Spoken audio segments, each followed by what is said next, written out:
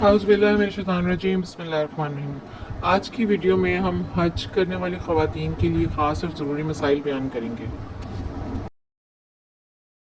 नफास की हालत में ख़वातीन तवाफ़ ना करें बल्कि मौखर करें। जब पाक हो जाएं तो गुस्ल के बाद तवाफ़ कर लें। ख़वातीन तवाफ़ में इस्तबाक़ और अमल भी ना करें। अगर हजूम हो तो औरतें हजवे अस्वद के इस्तेलाम की कोशिशें ना करें। इसी तरह मुकाम इब्राहीम पर दोगाना की कोशिश भी ना करें बल्कि हरम में किसी और जगह पढ़ लें।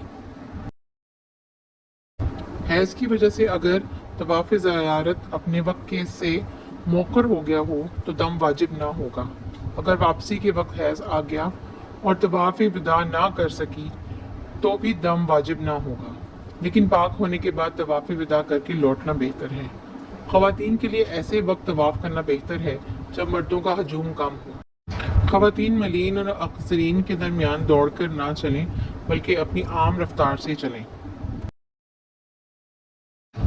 ख़वातीन के लिए बाल मंडवाना मना है, लिहाजा एहराम खोलने के वक्त सारी चोटी पकड़कर उंगली के एक पूरे से कुछ ज़्यादा खुद काट दें।